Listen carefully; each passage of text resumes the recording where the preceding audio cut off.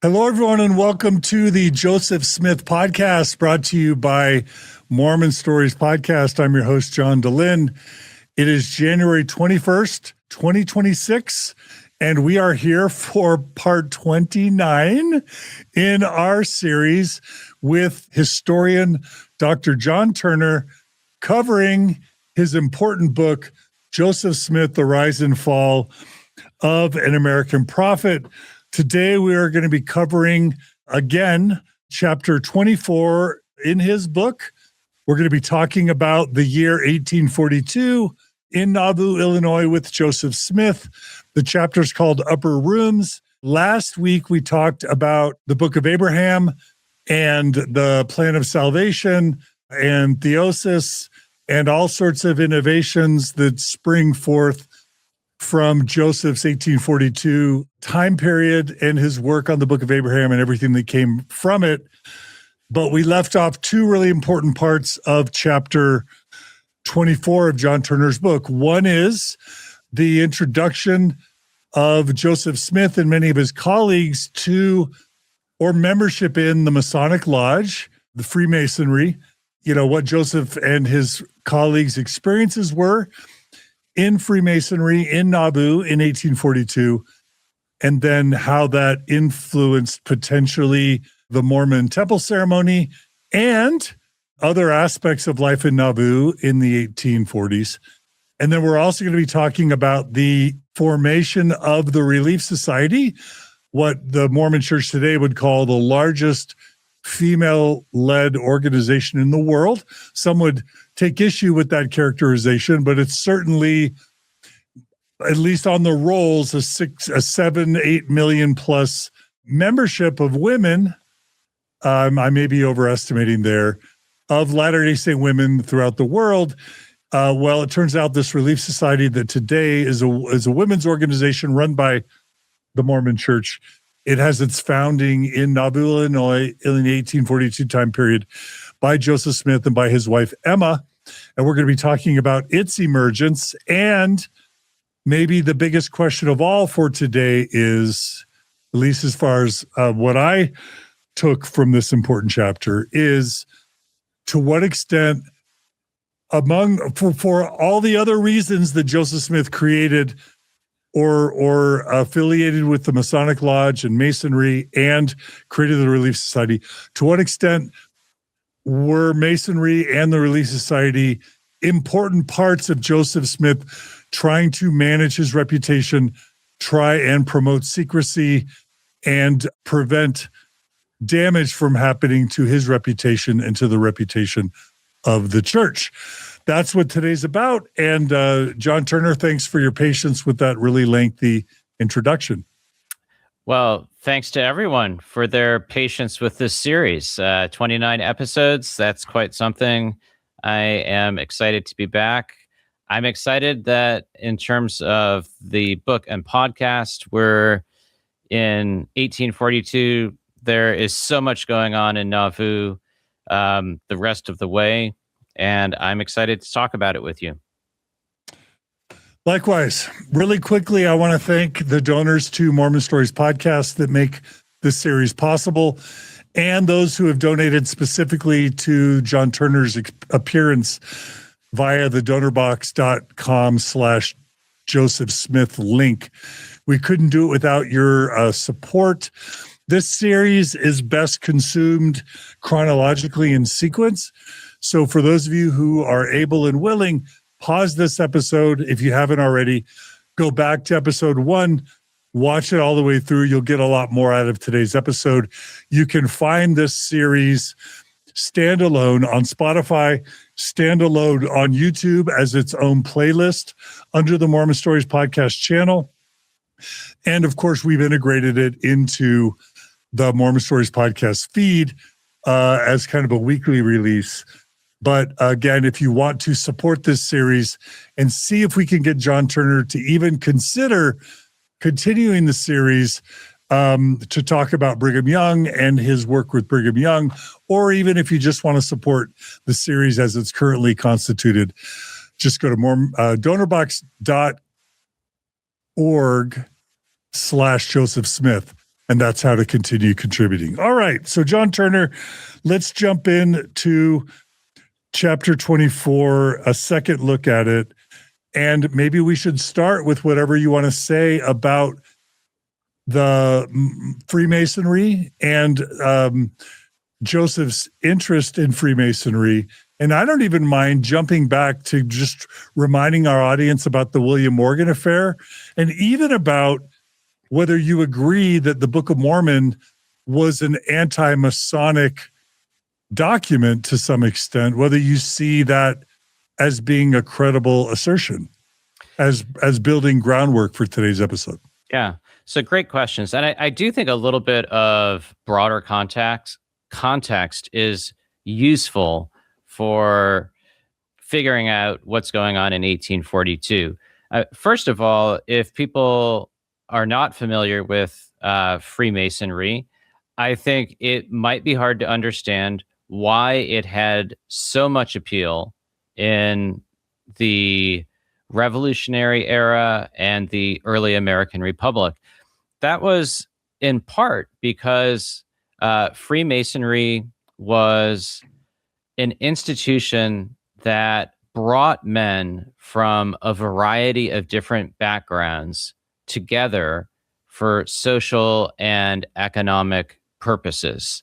So one individual referred to Freemasonry as that religion in which all men agree. So something that could, at the very least, bring Christians of different backgrounds together, cut across some of those sectarian boundaries, maybe bring together sort of Orthodox believing Christians and people who were a little bit more free thinking. So that's one reason why Masonry had such appeal, and why so many of the say founding fathers were Freemasons. Then in the mid 1820s, Masonry became something that was scandalous, that was connected to the murder of a man named William Morgan, who lived in Canandaigua, New York, which isn't very far from Palmyra. He was murdered for making plans to reveal the rites, the rituals of Freemasonry. These were secret. They were already in circulation elsewhere, but nevertheless, Morgan's publishing plans, they brought about his demise, and that made anti-Masonry a powerful cultural and political force in the late 1820s. There was an anti-Masonic political party that was competitive in elections, especially in the Northeast. And I do think that moment of anti-Masonry influenced some of Joseph Smith's early texts, namely the Book of Mormon, and then even more explicitly, the Book of Moses, Joseph's translation of the early portions of the Book of Genesis, in which Cain forms a compact with Satan and becomes Master Mahan, Mahon. And I always pronounce that Mahan for Mormons, Master Mahan, but I would trust your pronunciation over mine, but just to give Mormon speak, it's Master Mahan is how I pronounced it. Yeah. We'll go with your pronunciations, John Dehlin, because as a historian, I'm so used to just reading these things. And then when I have to say them, I feel like it's a 50-50. So, wait, so it's the Book of Moses that talks about Cain being Master Mahan? Exactly. Mahan? And okay. I read that as a clumsy code for Master Mason. Oh, wow. That's interesting. And so Joseph just changing the letters a bit and basically saying Satan or Cain was the original, evil person? Original even person who essentially forms this covenant agreement with Satan. And then that sort of compact is then passed down among the descendants of Cain. I also think the Book of Mormon itself has a really strong anti-Masonic flavor, especially now. You're going to probably have to help me with the pronunciation again. The Gadianton robbers. Gadianton. I'm just going to embarrass I love myself it. all day long. You know the facts. I know a couple pronunciations. Makes us a good team. So you can get a sense, I think, that in the late 1820s, I think very much in keeping with the political, social culture of that moment in the northeastern United States, Joseph Smith has this deep suspicion of secret societies and Freemasonry in particular. Now, he probably also knew something about Freemasonry. So his brother Hiram Smith was a Mason. There's speculation that Joseph Smith Sr. might have been as well. I don't think that's documented. In the late 1820s, they had already become Masons? Early to mid 1820s, so prior to the publication. So how could Joseph Smith hate Masonry? You may not know the answer to this, but how can he suspect and or hate Masonry and his dad and brother are Masons? Yeah, or did they go inactive or something with Masonry? I think they went inactive. Oh, okay. I don't know that for absolutely certain, but for many Americans, the murder of William Morgan in 1826, that's a turning point. What had seemed like a at least benign, if not benevolent and useful organization became, in the minds of many Americans, something malevolent. So it's a big cultural shift. Now that shift, however, doesn't persist. That the notoriety that Freemasonry has in the wake of the William Morgan murder, that fades. So before we talk about the fading, can I ask you a couple questions? Sure. So just to spell this out, I only know about this because Grant Palmer talked about this some in his book, An Insider's View of Mormon Origins. He basically gives 5 primary sources for the Book of Mormon, I believe, and one of them is anti-Masonry rhetoric, which I would have never even suspected. But tell us what aspects of the Book of Mormon narrative that you remember can be associated with or seem to be anti-Masonic in theme. And if you can't remember, I can prompt you. Yeah, this is on the spot. I'm kind of asking you on the spot. But you're going to have to prompt me beyond the Gadianton robbers. Gadianton robbers, secret combinations, something about judges being corrupt, and these Gadianton robbers / secret combinations influencing judges in the government that otherwise would be dedicated to freedom. How's that? Yeah. So and secret murders. Secret murders, right? So I think one thing that makes this a hard question is that these aren't exactly, I don't know, incredibly singular motifs, right?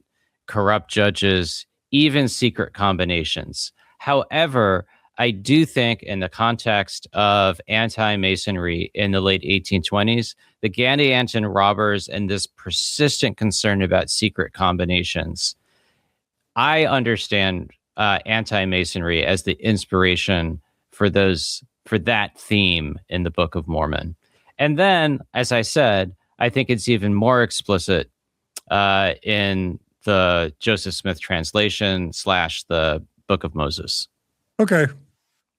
Was there a concern in the anti-Masonic dust-up that, because I always hear George Washington was a Mason, Thomas Jefferson was a Mason, like all the founding fathers were Masons. Was there a concern by the 1820s in the wake of the William Morgan murder that like the Freemasonry had infiltrated the government at a dangerous level? That is a great question. I think I need to brush up a little bit more on my history of Masonry. So I'm going to have to punt on that one, John. That's fine.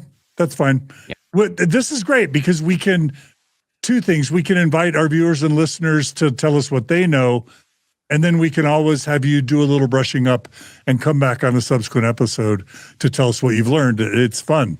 This is part of the fun process because I realize I'm putting you on the spot to ask you to speak outside of what's in the book. No, that's not a problem. And I make a practice in my classes at my university. Questions are great. Answers not absolutely guaranteed. So, no worries. But I think you're not in any way alone in your perception that the Book of Mormon is heavily influenced by anti-Masonic rhetoric. I think so. Yeah, in the 1820s. Okay. I mean, when I read the Book of Mormon the first time, that stood out to me, that concern for secret combinations, the Gandhi engine robbers, that stood out to me as an unusual theme. I think the atmosphere of anti-Masonry explains it. Early readers of the Book of Mormon sometimes referred to it as the anti-Masonic Bible. And they did so because...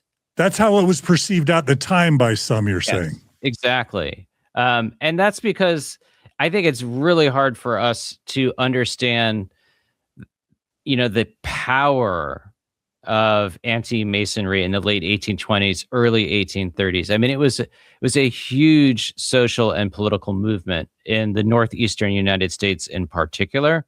So early readers of the Book of Mormon were therefore quite attuned to that theme. Okay, and just a little bit of what I can do, just kind of researching as we're talking.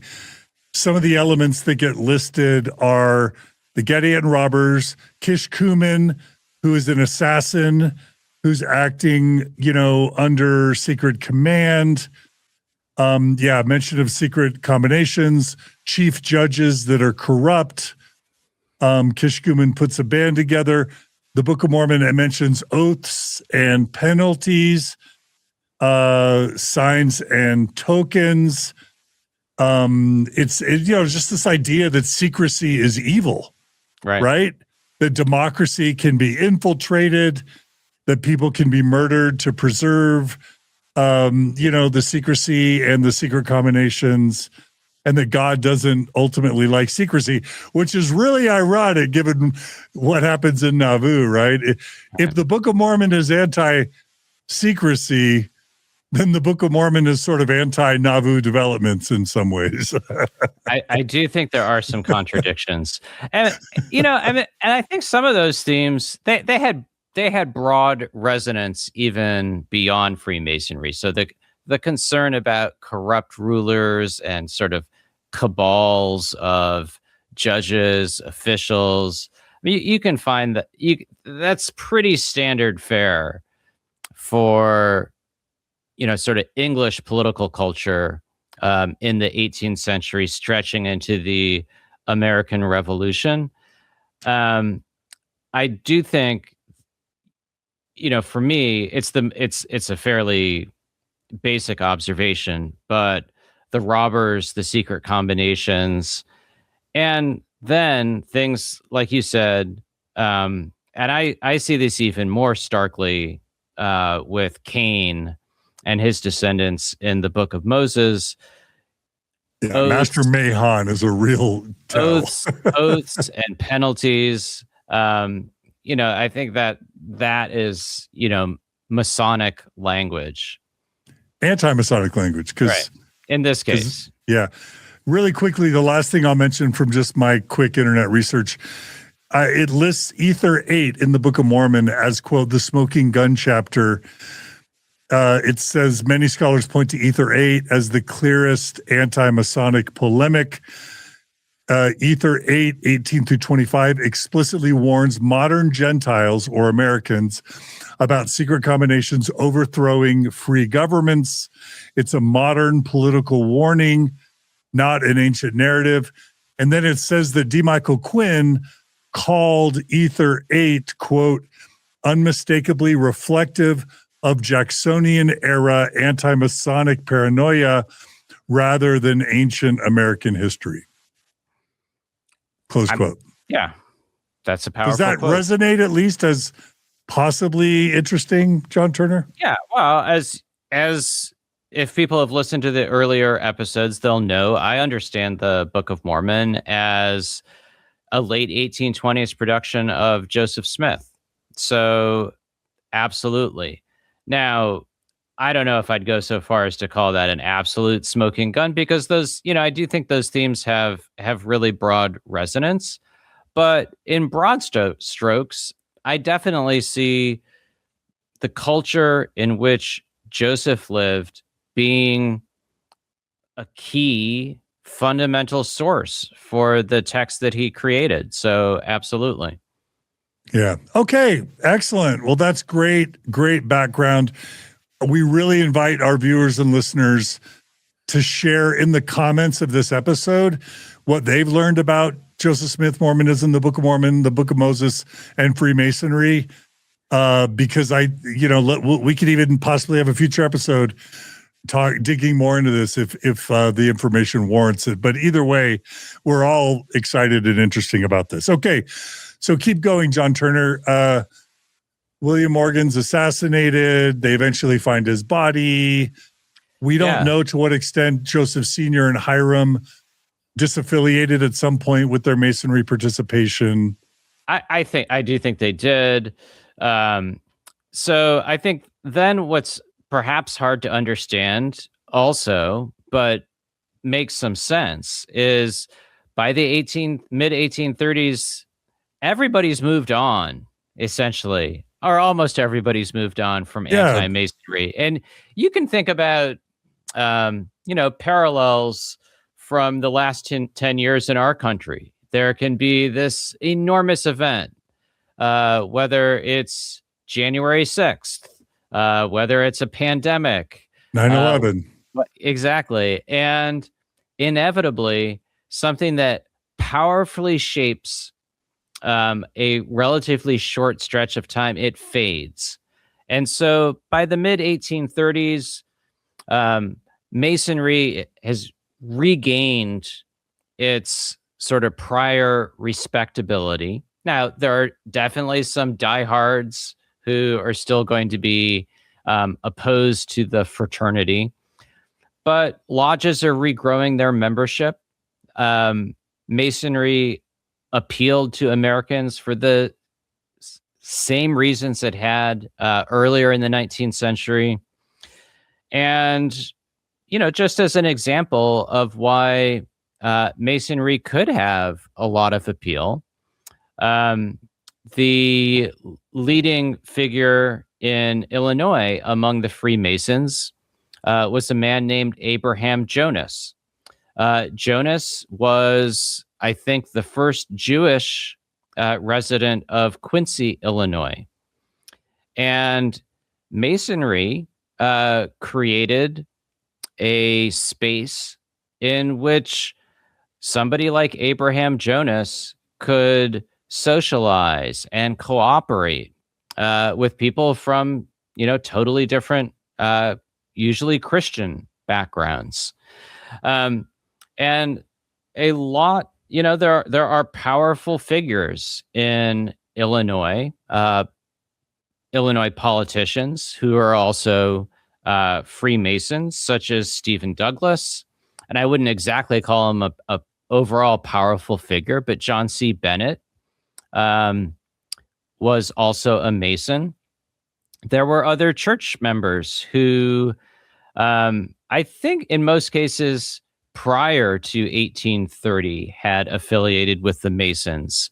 Newell K. Whitney, I think Heber C. Kimball. And so once the furor over the Morgan murder and that political fallout fades, Masonry is no longer sort of culturally toxic. And one other thing I would say that speaks to Joseph Smith's changing priorities is Joseph did come to change his mind a bit or evolve his thinking on the issue of secrecy. So we talked a few episodes ago how in 1838, Joseph had supported the Danites, a society of men loyal to church leaders who swore oaths to defend the church and its profit. And that was a very rudimentary sort of secret society. But particularly after Mormon Missouri collapsed and Mormon Nauvoo grows, Joseph felt a keen need for secrecy and loyalty. Yeah. And of course, we've already spent a couple episodes talking about Joseph's emerging polygamy in Nauvoo. Is it 1840 or 1841 where he starts in earnest? I think it's 1841, right? 1841. Yeah. So he's doing this polygamy in earnest. He's probably got, 10 wives by 1842, would you say? By the spring of 1842, yes. And has John C. Bennett already started his spiritual wifery by this point? Yes, that is also true. Have we already covered John C. Bennett's spiritual wifery yet, or is that in a future episode? That is coming up next time. Okay. So an emerging, very compelling need for secrecy because is it fair to say that in 1842, Joseph would have perceived the polygamy secret getting out as being an existential threat to both him and his movement? Yes. And as this episode proceeds, we'll talk about the way that he emphasizes that to members of the Relief Society in particular, some of whose leaders are among are women who have been sealed to him. So absolutely. Now, I think Joseph, he's not really wresting the secrecy of polygamy. He's not really resting it, making it hinge on people either joining the Masons or in what becomes the endowment ceremony,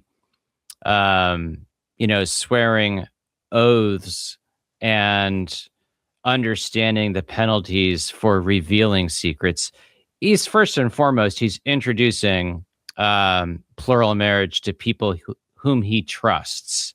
But there is this general concern to form organizations, the Masonic Lodge, the Relief Society, and also the group of, at first, those men who have been endowed, of people who get trained in the principle of being circumspect and not revealing secrets.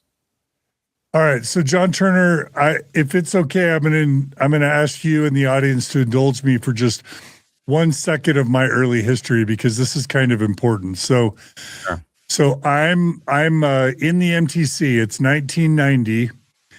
I'm in the Mission Training Center in Provo, Utah. In the first 2 months of my mission, learning Spanish so that I can go to Guatemala.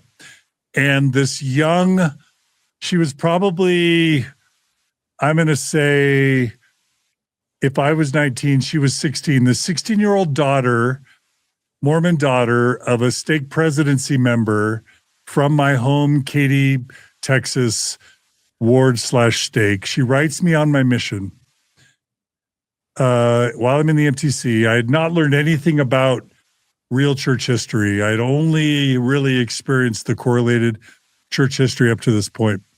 And she writes me this letter, this young Tina Prince, sweetest, Molly Mormonish girl you would ever meet. And she writes me this shocking letter that says, John, I just want you to know I've left the church and I need you to know before you go serve on your mission for 2 years that what caused me to leave the church was that I found out that Joseph Smith was a Freemason and that temple ceremony that you just went through to get your endowments out to then go on your mission, that was heavily inspired by and influenced by Freemasonry. And Joseph Smith was a Mason, and those oaths and handshakes and signs and tokens and penalties that you learned, those are all straight out of the Freemason handbook. Do you know what I wrote in response to Tina Prince, John Turner? I am just going to guess that you told Tina Prince that she was totally wrong about that. Worse. Okay. I said, Tina, never write me again. This is the end of our friendship. And I completely cut off that friendship.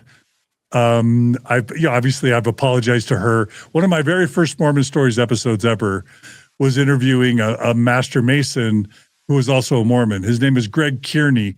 And y'all can go back into the archives, first 10 episodes of Mormon Stories. I interview a master Mason who totally annihilates the idea that Freemasonry is truly ancient, because that's the line that I was sold.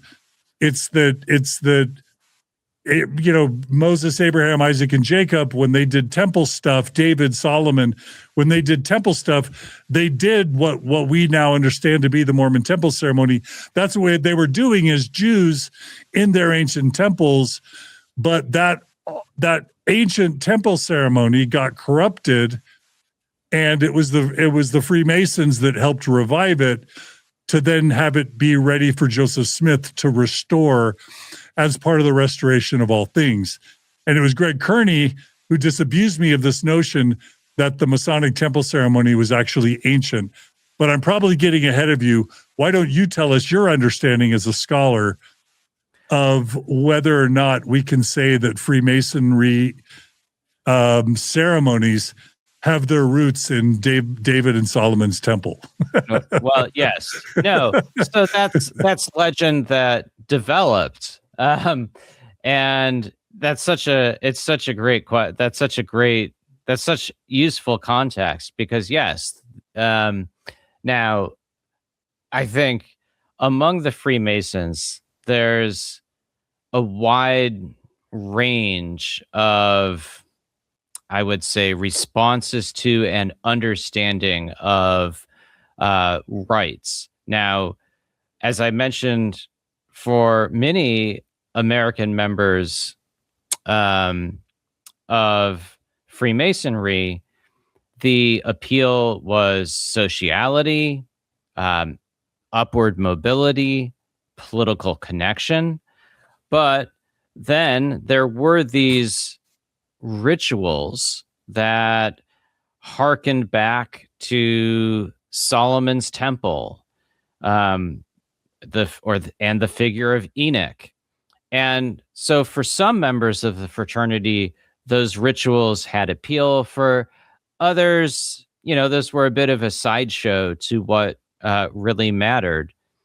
But yes, so I think there probably were definitely Masons for whom the rituals were not that significant, and they would have understood that they did not stretch back into ancient times. For Joseph Smith, I do think the rituals were definitely part of the attraction. It wasn't just the secrecy or the political connections. He also liked the substance, some of the themes of the rituals, the idea of key words that had power, the oaths, tokens, penalties, handshake, pageantry, aprons, all of that had appeal to Joseph Smith. And as what you said alluded to, Joseph ends up teaching that that Masonry was or is something that's ancient, that elements of it have degenerated, that it has this ancient connection to priesthood, and that Joseph is restoring it to perfection, much the way Joseph teaches that he is restoring an imperfect Bible to its original perfection. I think that's a good analogy for understanding the way he explains this. Fascinating. That's so fascinating. And let me add one more thing, John Dehlin. Please.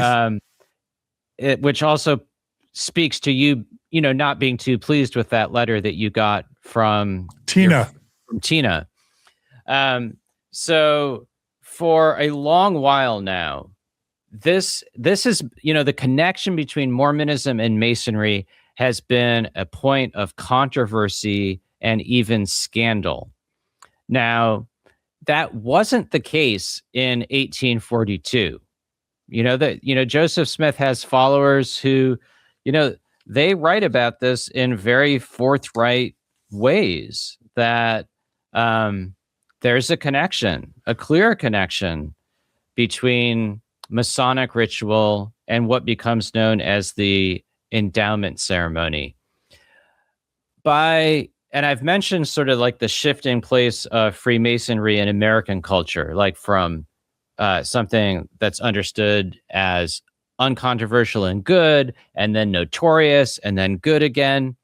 By the late 1800s and into the 20th century, that esoteric part of Freemasonry once again starts seeming weird, cultish, maybe a bit scandalous to many Americans. A lot of Protestant Christians, begin teaching that Masonry and Christianity are not congruent. They're not sort of two things that respectable people can do at the same time.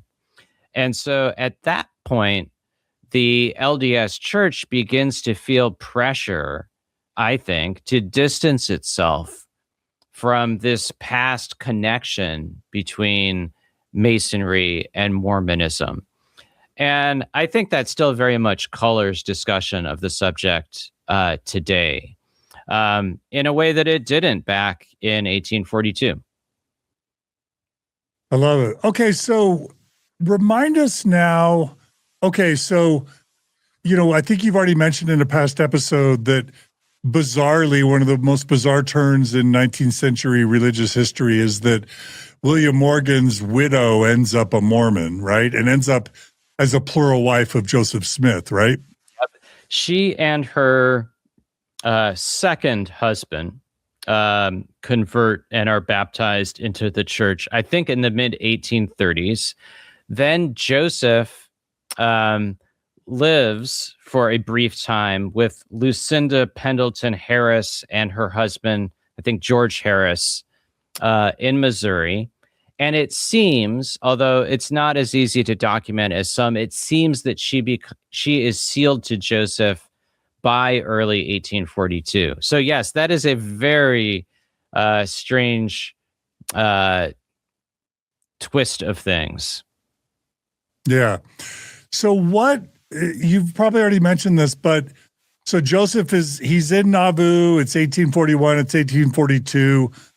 What do we know about what gets Freemasonry on his radar in the 1841 to 1842 timeframe to kind of get this ball rolling to where it ends up being incorporated into his temple ceremony? So great question. And actually, unfortunately, it's a little bit nebulous. I don't think Joseph himself is the prime mover in establishing a Masonic Lodge in Nauvoo. So Nauvoo, there's a group of Nauvoo men who receive a dispensation from Abraham Jonas, the Grand Master of the Illinois Lodge. They get that dispensation in October of 1841. There are some initial lodge meetings in late December of 1841. I think Joseph was probably involved by that point because there's a reference in Brigham Young's diary in very early 1842 that refers to Joseph in the context of the lodge. I think it's likely that men like John C. Bennett were significant in getting this off the ground. Probably also men like Newell K. Whitney. I'm not 100% sure. I think essentially Masonry had been on Joseph Smith's radar screen for some time over the previous few years. The historian Samuel Brown, he's got a nice line in his book, In Heaven as It Is on Earth, in which he says that Joseph toyed with Masonry until he found sort of a purpose for it or something like that.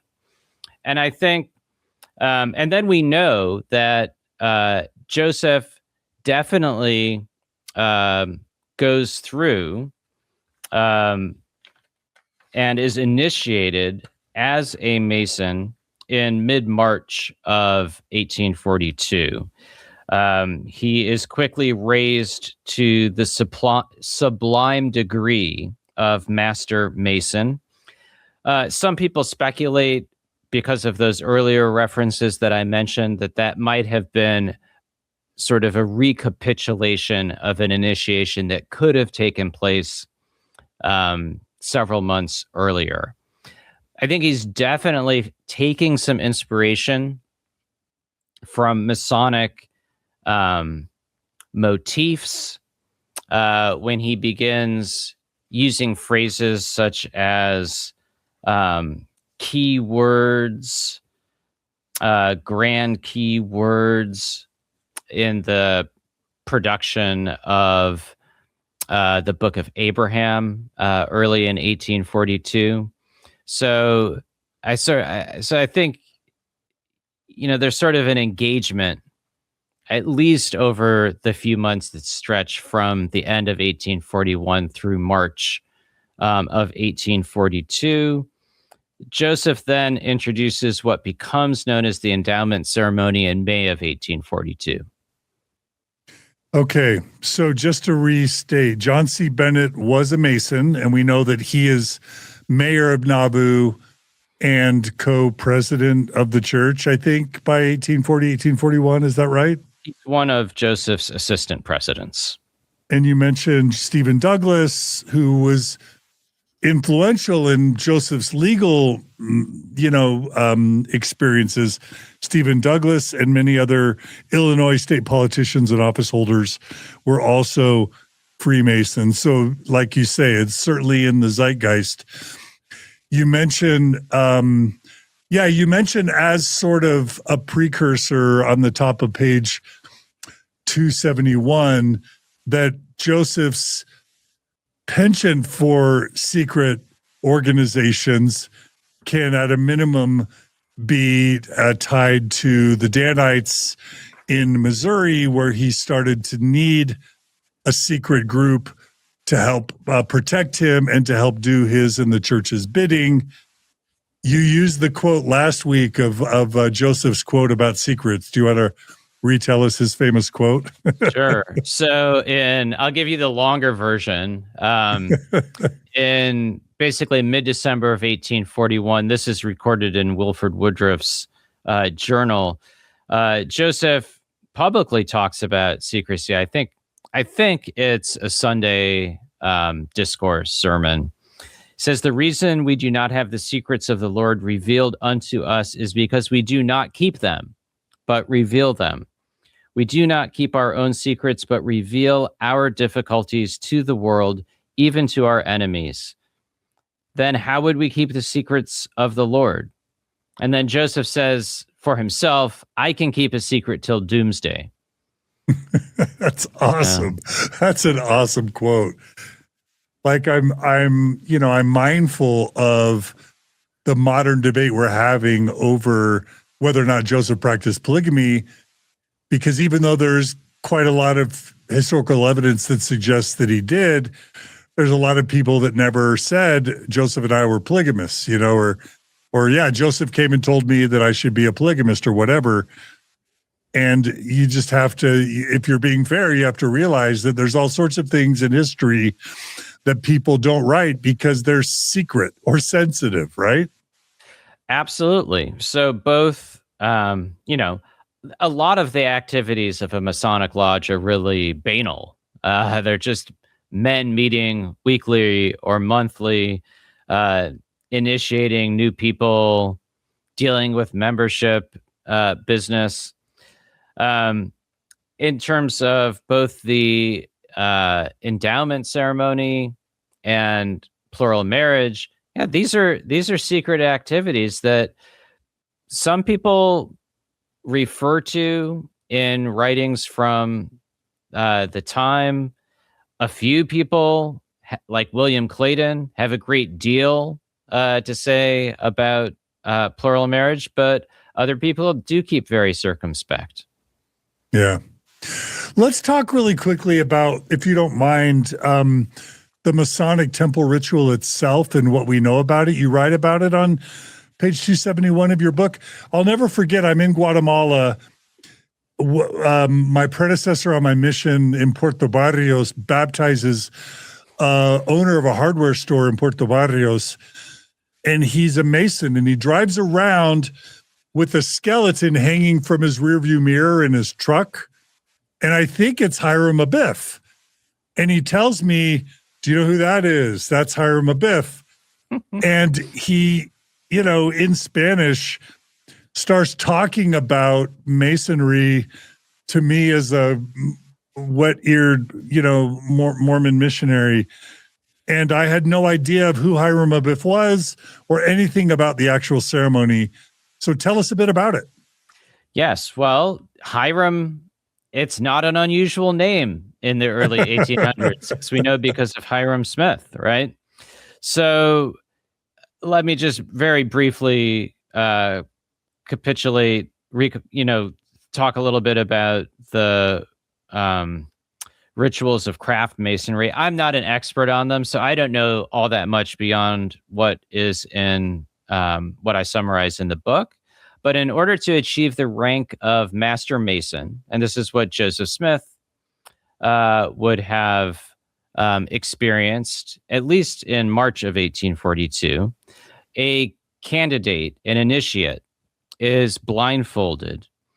And then in this rite, sort of in this pageantry, plays the role, assumes the role of Hiram Abiff, who is understood as the architect of Solomon's Temple. It's not a biblical figure.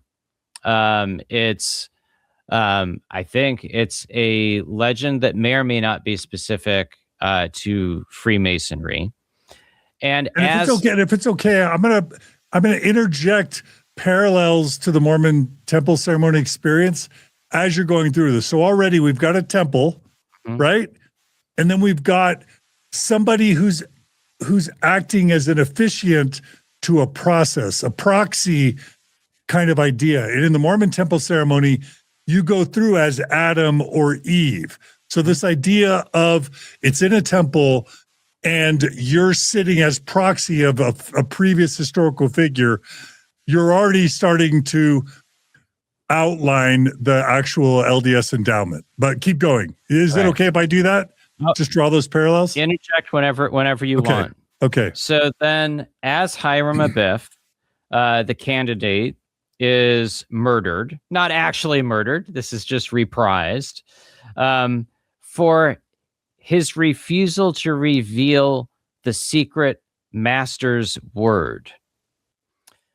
Then the master of the lodge, who will be playing the role of King Solomon, raises the candidate, so resurrects the candidate, and whispers in his ear a substitute for that master's word. And so there's definitely whispering in the ear of words in the LDS endowment. And then the initiate acts out the consequences that he will suffer if he, unlike Hiram Abiff, betrays that word. betrays Masonic secrets. He'll And have in the his, LDS endowment, yeah. you're definitely taught secret words or slogans or phrases.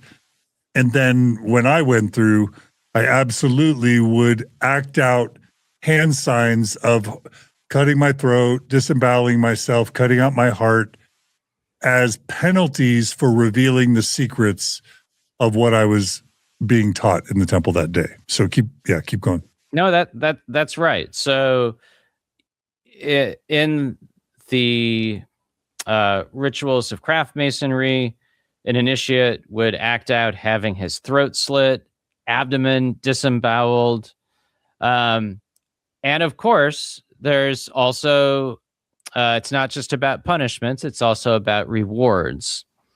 Um, for those master masons who remain true, they would anticipate a glorious celestial eternity. They would, by vocalizing a password, enter into, this is a quote from William Morgan's expose. They would enter into the celestial lodge above, where the supreme architect of the universe presides. Yeah, and obviously there's the there are also hand grips. There's a lot. There's pageantry along the way as well, and there's also robe and apron. So I don't know if you have an image that you can share on the screen, but in the book, I include an image of Joseph Smith's own Masonic apron, which is held in the Community of Christ archives. So, I mean, we can see exactly what Joseph Smith would have worn in 1842. Okay, and John Turner, since you mentioned it, here I have a photo, a reproduction or a photo of Joseph Smith's Masonic apron. It's got that G. It's got two symbols that will be very familiar to our Mormon viewing audience. It's got the compass and the square. Those are two of the symbols that are sewn into the garment tops of all Mormons who wear garments. The all-seeing eye. A lot of these images on this apron, the all-seeing eye and the compass and the square and the star, are all symbols that are actually also chiseled into the Salt Lake City Temple. The Salt Lake City Temple, and I believe the Kirtland Temple, but maybe not. But I know that I've seen at least one or two Mormon temples that have handshakes, stars, moons, the sun, all-seeing eye, and squares and compasses. All of that Masonic imagery chiseled into the stone of the temple. Not to mention the fact that the Mormon garments have a compass and a square sewn into them. That's all. It sounds like that's all Masonic residue. Fair? Mostly fair. I mean, to be particular, there's a lot of intersection between biblical imagery and motifs and Masonic imagery and motifs. So the sun, moon, and the stars, I think the inspiration for that is actually a passage in the Book of Revelation. May also have influenced the Freemasons, I'm not sure. But yes, in broad strokes, what you said is true. And you can definitely date that to Nauvoo. You can look at the architectural drawing for the horizontal angel on the Nauvoo Temple weather vane. That includes a square and a compass, which were understood by Freemasons, I think, as symbols of morality, restraint and industry. Industry. Wow, that's interesting. And then just to really put a fine point on it, the Masonic, as I understand it, the Masonic handshakes are like thumb on the knuckle, thumb between the knuckles. Even the handshake where the pinkies are kind of interlocked and the index finger is touching the wrists. Those handshakes, and the penalties, the slitting of the throat, the disemboweling, the cutting out of your heart, those are all directly taken from the Masonic ritual, correct? So technically, John Dehlin, you have a bit more experience with some of these than I do. So I'm going to defer to you. I don't know if those are identical, but I think you also have to think about this it's also useful to think about this in broad strokes. Why have handshakes? Why have penalties? Why have oaths? Why have key words? Now, Masonry wasn't the only thing that inspired Joseph Smith in some of those directions. He was clearly interested in handshakes. We talked a few episodes about his suggestion that if you meet a spirit and you don't know if it's the devil or an angel, offer to shake hands with it. So he's been, has a prior interest in handshakes, but in broad strokes, yes. All of these flow out of Joseph's engagement with Freemasonry. Okay, and here I found on the Mormon Stories website actually, a depiction of Masonic hand grips, and basically what you see is various handshakes where thumbs are being placed on various parts of the knuckle of someone's hand. These are the past grip of a master mason, the real grip of a fellow craft, the apprentice to the past grip of a fellow craft, and then the final handshake is called the real grip of a master mason or the lion's paw. But these are all various types of handshakes that that are viewed as Masonic, and there's much more. And the only other thing I think is worth mentioning is that all of this stuff appeared in the Mormon Temple ceremony as I went through it in 1988, up through 1990. And it was all stuff that the movie The Godmakers pilloried in the 1980s. And the evangelicals came after the Mormon Church really hard about the Masonic origins and the violence of the Masonic origins that made it into the Mormon Temple ceremony. And then in 1990, all of that stuff was taken out, including the 5 points of fellowship and the use of the term Pele El. All these things were removed by 1990. So somebody who began going through the Mormon Temple after 1990 is going to have exposure to none of these things. But those of us who went through before 1990 will have experienced all of them. And it does beg the question, why were they ever removed in the first place? Why were they put there in the first place if they then had to be removed? But that's just, we did actually an LDS Discussions episode on the connection between Freemasonry and the Mormon Temple ceremony, where we show a lot more images and we go into a lot more depth.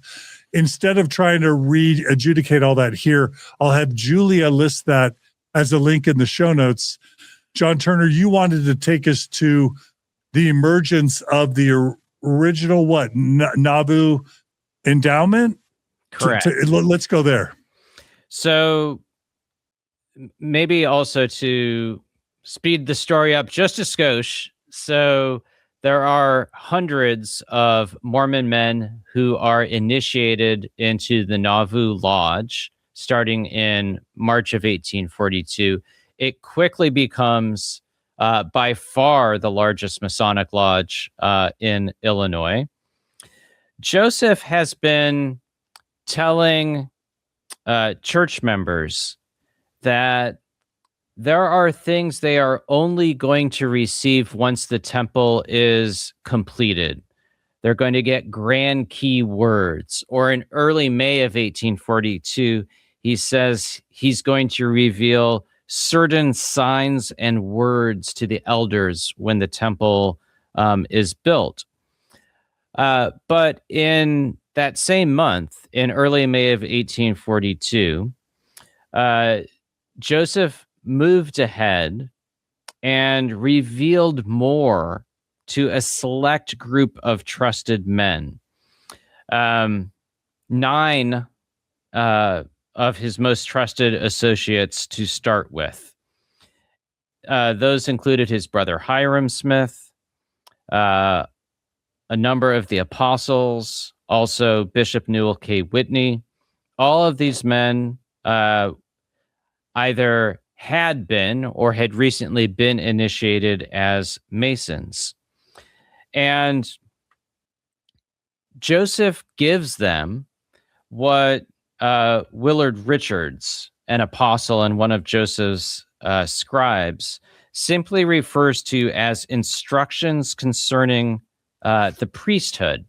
This is what later becomes known as the Nauvoo Endowment ceremony. And in terms of the details, we don't have a lot of very contemporary sources. Brigham Young's later recollection... Because it was top secret, right? Because it was secret, right. So there's, Willard Richards wrote a little bit about it. He said that the purpose of these instructions was to secure the fullness of their blessings so that they would come up and abide in the presence of Elohim, God, in the eternal worlds. Essentially, they would repeat the signs, tokens, and key words that would allow them to pass by the angelic sentries and enter into God's celestial presence. Brigham Young, I think a few decades later, his recollection is that he and the other initiates were taken into, this is on the second floor of Joseph's red brick store in Nauvoo. They're taken into one of the upper rooms. They're washed, anointed. They had their garments placed upon them. Joseph then gave each man a new name and taught them key words that included signs, tokens, and penalties. Then they proceeded into the larger upper room, which had been divided into smaller compartments with curtains. And so then they passed through a series of rooms, received a series of key words, signs, tokens, penalties. And we know that by a few years later, this had evolved into an endowment in which a man and a woman reprise the roles of Adam and Eve. It's possible, this is all men at first, so it's possible that from the get-go that men were reprising the role of Adam. It's also possible that that's an innovation that came a little bit later. We just don't know. And the Masonic Lodge is all men, and for a long time it was all white men. One thing I didn't realize is the Masonic Lodge was segregated for a long time. So eventually they let there be Black Masons, but Black Masons had to have their own lodges. The white and blacks, it didn't mix in the Masonic lodges, I think, for a long, long time. And again, this washings and anointings thing first appears in Kirtland. We talked about that previously, right? Correct. So the washing and anointing, that is a carryover from Kirtland. So to some extent, this is an expansion of rituals that Joseph had introduced 6 years earlier. But the garments, the new name, the keywords, the signs, the tokens, and penalties, um, those reflect Joseph's engagement with Freemasonry really over the prior half year, I think it'd be best to say. And John Turner, help me make sense of this. As I'm remembering right, when Zion's camp failed, Joseph's response was that he had a promise for, wasn't it an endowment from on high? Yes, an endowment of power from on high. So it seems like from at least Zion's camp failure forward, Joseph was always telling the saints, you're going to get an endowment of power from on high, and I'm working on it. Be patient. And so it seems like this Nauvoo Freemasonry Temple endowment is just sort of a continuation of Joseph's intent to make good on that promise and maybe to expand it. Is that fair? So I think there's some carryover, but I do think there's a bit of a distinction, or there's some new things as well. So Joseph talking about an endowment of power that actually predates Zion's camp. It's in Joseph's early 1830s revelations, but it's sort of a consoling idea in the wake of Zion's camp. That endowment of power then comes to pass in Kirtland, and it's this Pentecostal experience of the inrushing of the Holy Spirit and visions and speaking in tongues and elders being equipped to go out into the world on missions. In Nauvoo, I do think it's a bit different. I think there's this emphasis on secret knowledge and instruction that will facilitate the celestial exaltation of those who are initiated into this rite. And that reflects the ongoing development of Joseph's thought and theological ideas between Kirtland and Nauvoo. I just think that's a really important thing to mention. We could talk about the secrecy of the Masonic, the Freemasonry elements. We could talk about the violence of them. We could talk about polygamy, which we will in just a second, in the Relief Society. But I think we would miss the importance and the full impact of what Joseph was doing if we didn't mention that part of what he was doing with all of this was to, in the minds of his followers, grant them power, special power on earth, and a pathway to godlike exaltation in the next life. Is that right? No, I think that's quite right. So Joseph explains this. And who doesn't want that? Who doesn't want special power in this life and exaltation and then godlike exaltation in the next life? Who doesn't want that? Well, a lot of people did want that, right? It was a really powerful. That's a powerful idea. Motivator. So in the next year, it's before the church's annual conference in April of 1843. Joseph teaches this. The white stone mentioned in the Book of Revelation is the Urim and Thummim, whereby all things pertaining to a higher order of kingdoms will be made known. And a white stone is given to each of those who come into the celestial kingdom, whereon is a new name written which no man knoweth save he that receiveth it. The new name is the key word. So, Joseph is teaching, you need to receive this instruction in order to come into the celestial kingdom. I think, Joseph, he introduced the idea of the celestial kingdom way back in 1832. In Nauvoo, Joseph is really actively, I think you could say, figuring out and then teaching his followers what they need to do in order to attain that power and glory. And so this is one part of that answer. And I think it's fascinating, just to reiterate what you've already told us, that another important thing that the Masonic parallel between the Mormon Temple Endowment in Nauvoo and the Masonic Lodge is a promise of what? Celestial eternal greatness? Well, I would say celestial glory to some extent. So, right. Simply, I think in Masonic sources, it would be a little bit more just gaining entrance into something like God's celestial lodge. So a continuation of this sociality on earth in heaven.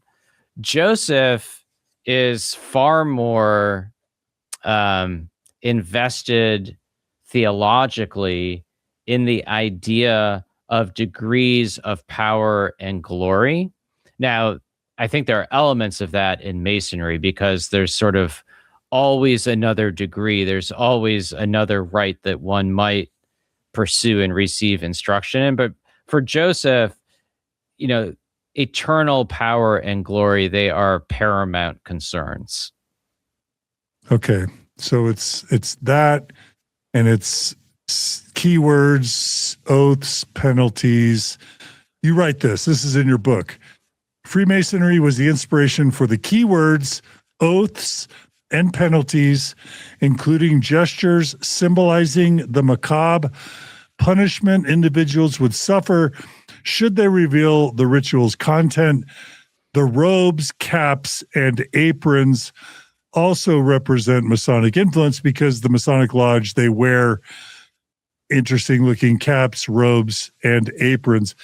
I was going to just note, in the modern Mormon temple ceremony attire, the apron is green and it basically just represents a fig leaf that Adam and Eve would have worn. So I'm surprised to see that Joseph Smith's apron wasn't a green fig leaf. It was literally a bunch of Masonic symbols and gestures. That was that's new and interesting to me, at least in my current mind. Yeah, I think sometimes it's possible to get hung up on arguing about whether a particular detail definitely comes directly from Freemasonry or also reflects Joseph's more long-standing engagements with biblical motifs and imagery. There's a lot of crossover between Masonry and the Bible.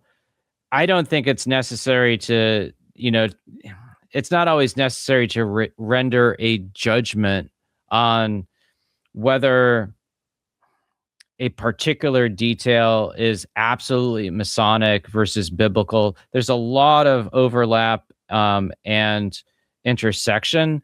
I think one phrase that you like to use, John Dehlin, is that everything is remix.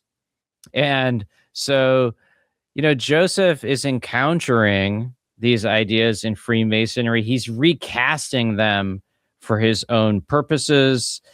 He doesn't just directly take, say, the story of Hiram Abiff. Joseph loves the book of Genesis, especially the early chapters of the book of Genesis. So it's not surprising that ultimately he finds inspiration there for this new instruction that becomes the endowment.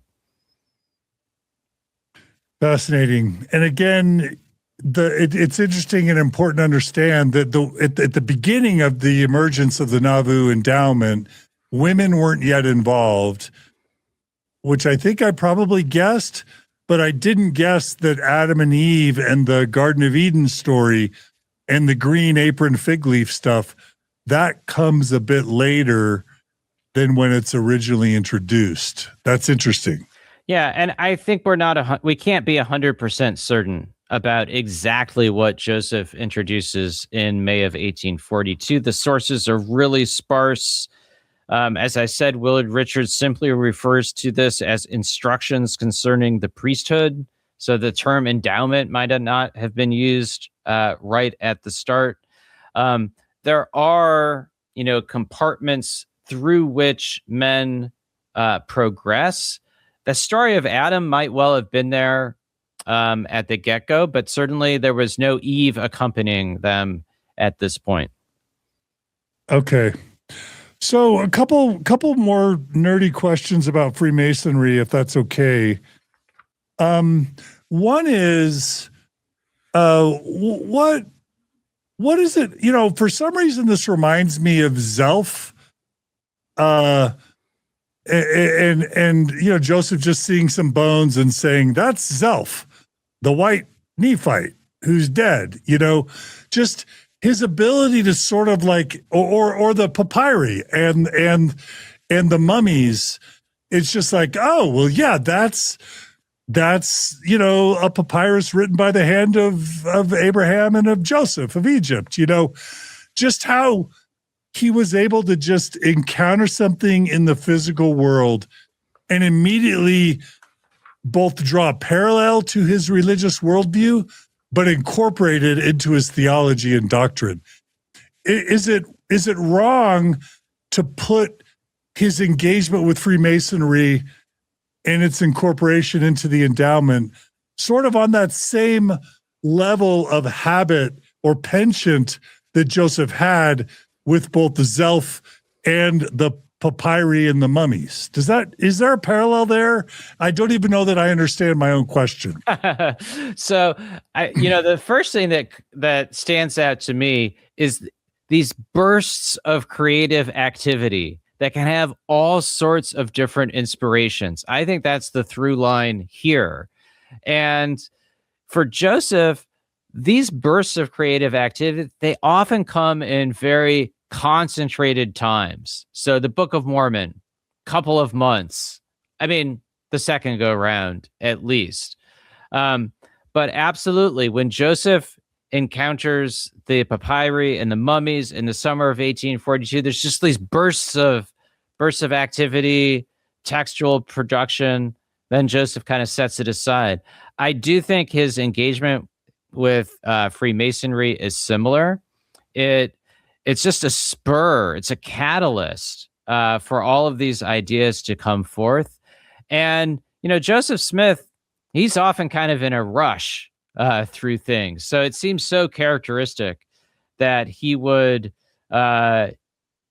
be raised to these additional Masonic degrees within, 24 hours. That seems so characteristic of Joseph. I also think, one other theme that I try to follow throughout Joseph's life is he had capacity for mirth and fun and pleasure. And he did like secret things, whether that's the Book of Mormon plates, whether that's running through the woods, whether that's hiding out from lawmen. And as I said, he's an extrovert and he likes to do stuff with people. He likes to do stuff with people. So you can see why this would appeal to him.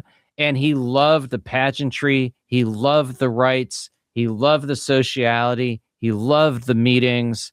And I think because, and you sort of alluded to this in terms of the church getting, fierce criticism for evangelicals over this connection with Freemasonry in the 80s.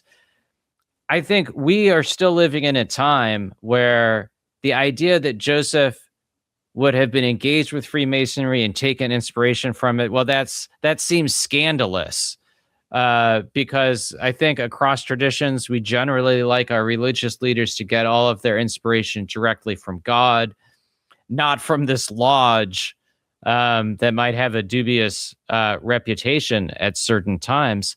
But for Joseph, this is not a scandalous thing. It's not scandalous to become a Mason in March of 1842. For Willard Richards and Heber C. Kimball, it's not scandalous that there's this content overlap between the endowment and Freemasonry. They're very forthright about it when they write about it that summer. They don't see this as scandalous. They see it as, it's a feature, not a problem.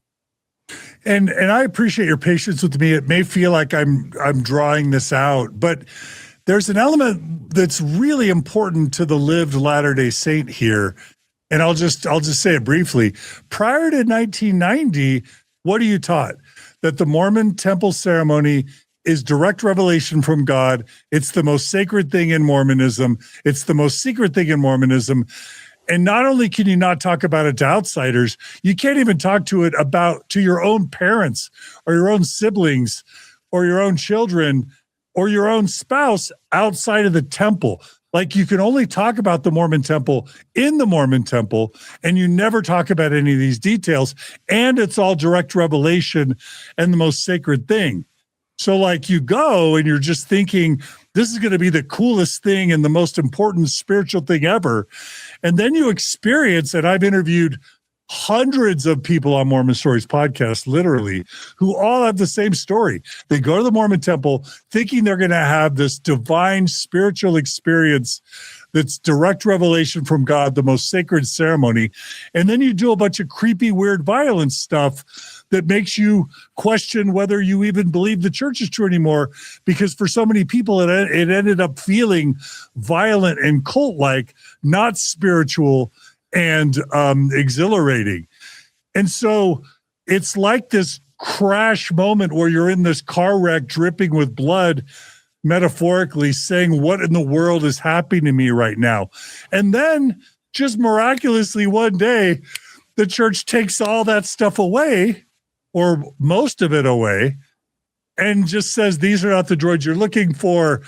It was never really about those things. It's about the covenants you make. And, we just took out the stuff that wasn't important. And those of us who went through before 1990 are like, what? What just happened here? I thought that was revelation. And why was it there to begin with? And the church wants to just have this new narrative of just like, none of that was important. What's important is the covenants you make. And you're just going, what is happening right now? Does any of the past matter? And by the way, how long did you know that Joseph had been a Mason? How long did you know that this temple ceremony was inspired by Freemasonry? Again, like I responded to my friend Tina, never write me again, you anti-Mormon bad person. You know what I mean? Yeah. Like, why weren't we told this? How can you remove it without explaining why it was removed? And how could it have been revelation then, but still revelation now when you've gutted it? And so there's this accounting of not giving us the full history and then changing it, but never explaining why it was changed. That's all. And just the horrificness of the violence of the experience itself that is never accounted for to this day in the life of a lived Mormon over the age of 56. You know what I'm saying? Well, and so it seems just like I'm beating a dead horse or eating the gristle or focusing on the gnat or the fly on the rear of the historical horse. But I just have to tell you, John Turner, trust me on this. For so many millions of Mormons, this is like, slow down, what just happened here? We've never talked about this, and there's never been an accounting for it. Does that make sense at all? Oh, that makes total sense. And I think, obviously I don't have personal knowledge. One book that I've read recently that I enjoyed is Jonathan Stapley's recently published, I think the title is Holiness Unto the Lord. And he talks a bit about his first experience and how fortunate he was to have a relative who could sort of be with him and help him, understand and process what he experienced. I think one of the things that you point to is it can be really fraught if you have a lot of buildup for a ritual and you don't have knowledge about it in advance, and you have super high expectations, and then the reality doesn't meet your expectations. And I guess one other thing that occurs to me, and I often like to think about parallels, between the Mormon experience and other traditions. So the idea of having a secret ritual only for a select group, um, or maybe for insiders, but not for outsiders, that's certainly not unique to Mormonism. Makes me think of what it might have been like for some early Christians who were not privy to the Eucharist, to the sacrament, to the Lord's Supper prior to their baptism. And that was such a really anticipated ritual that was only for insiders, that was not revealed to the world, that fueled all sorts of rumor and scandal among non-Christians. And I wonder, we might think of the Lord's Supper, the sacrament, as something, well, that's pretty unobjectionable because you're just sitting there having, in your case, a little water and bread, in my case, some grape juice and bread.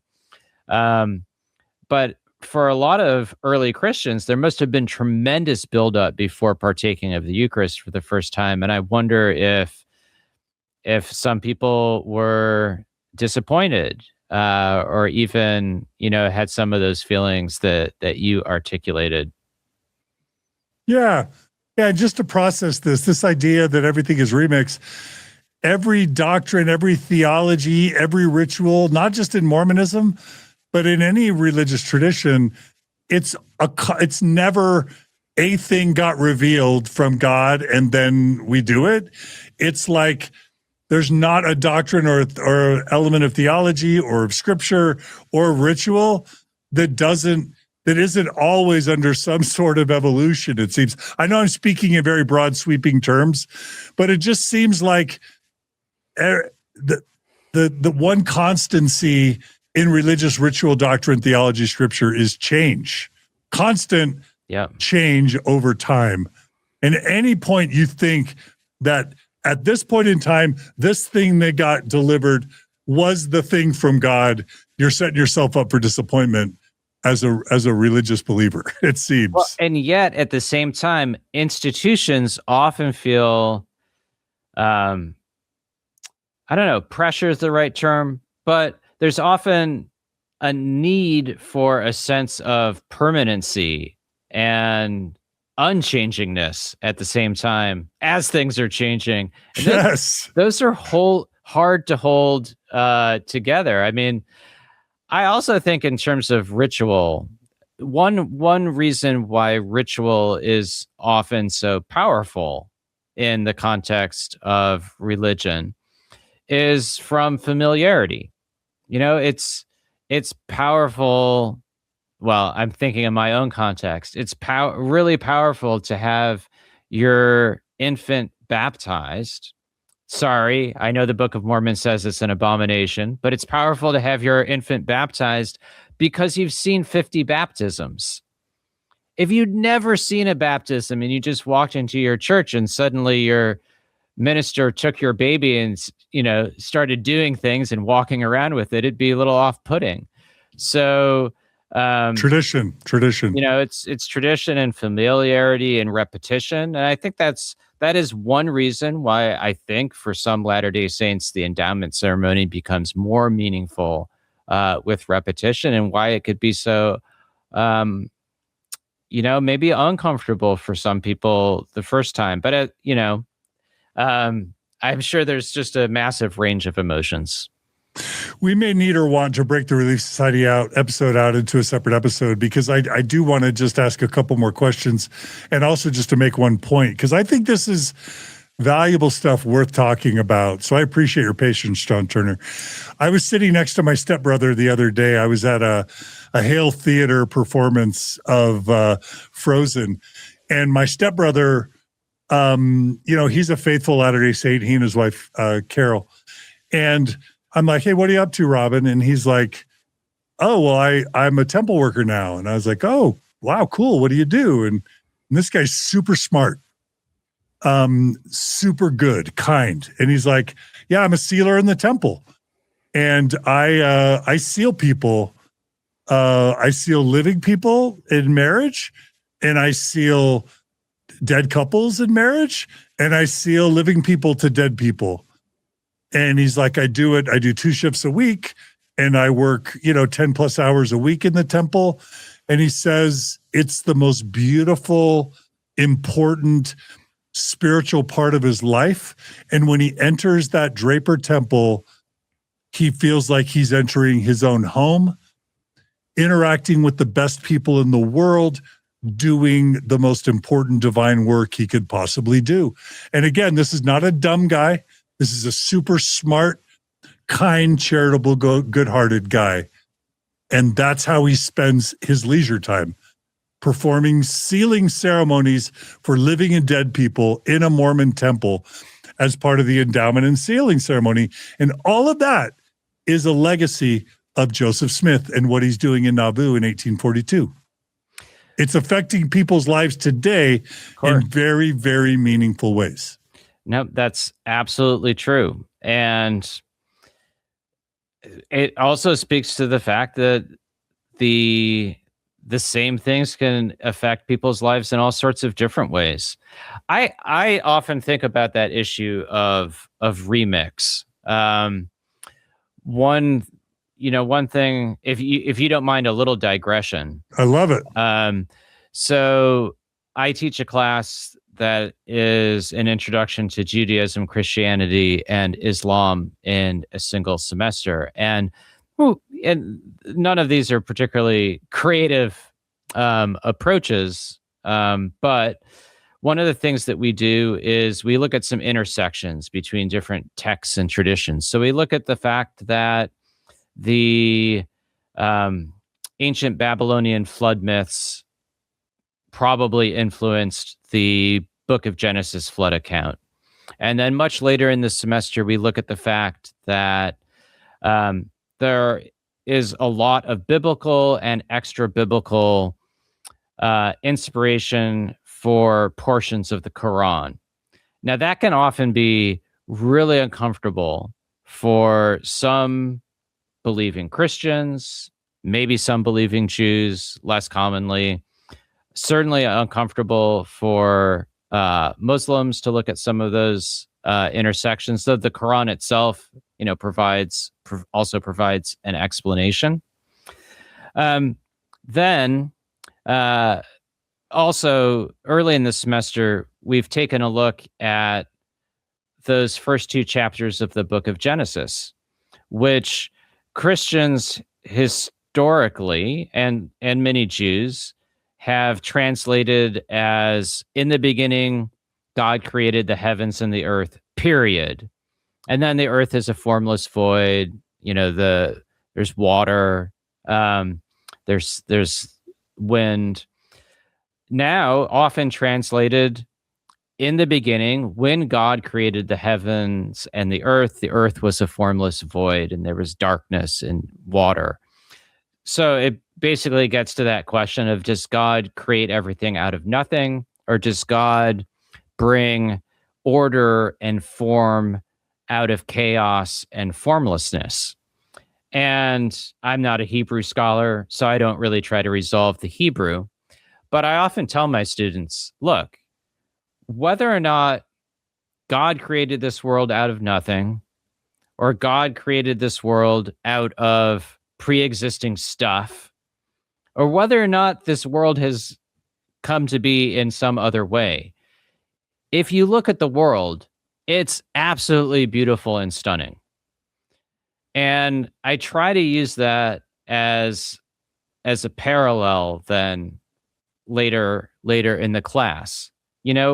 Whether or not Moses just sat down and wrote the entirety of the Torah, or whether or not scribes in the 5th century brought together a bunch of traditions into what we have, these are still remarkable texts. And I think you could have that same sort of discussion about the endowment ceremony. The positive things that you pointed to, they're there regardless of whether or not Joseph had this revealed to him directly from God, or whether he took a lot of inspiration from Freemasonry. And likewise, that's true of things that might be less likable. So, I guess that's a long way of saying I'm comfortable with this idea of remix. I understand why it can be really challenging for people within traditions. Like, we'd all like to have our own traditions get everything directly from God, but I just think there's usually, I think maybe always, there's just big chunks of complex humanity and messiness there. And the fact that things change over time, I think on some level, that's a reflection of the fact that over time, humans come to recognize some of that messiness and want to refine it. Love it. That was beautiful. And it puts prophets or leaders of religions in a tough spot, because just like Joseph, they want to innovate, they want to improve, they want to develop and enhance new cool theology and ritual, but they want to be able to adapt and even improve things, but they also are stuck with having their followers continue believing that what they previously did was of God. And even though they're changing it to something totally different, that was of God then, and this is of God now. So still believe that what we're doing is ultimately inspired from God, even though we may be reversing or changing or adding to or taking away. All along, it was all of God, even though it's constantly changing. And that's just a tough sell. It's a tough tightrope to walk as a prophet or a religious leader. It is really tough, right? So one of my favorite books on Mormon history is by Kathleen Flake, former Bushman Chair of Mormon Studies at UVA. She has this book titled The Politics of American Religious Identity. It's about, among other things, the Reed Smoot trial hearing in the early 1900s. Similarly, for a similar time period, Thomas Alexander's book, Mormonism in Transition, is also really good. I'm bringing this up because in the late 1800s, early 1900s, the LDS Church, grudgingly and slowly divested itself of plural marriage, ended the gathering to Zion, and basically distanced itself from theocracy. Enormous shifts, and at the same time had to preserve a sense of stability and permanence, which it ultimately managed to pull off. And that is tough. Yeah, it's a bit of a tightrope. And it's a tightrope. And if I could point us to what we're going to talk about next time.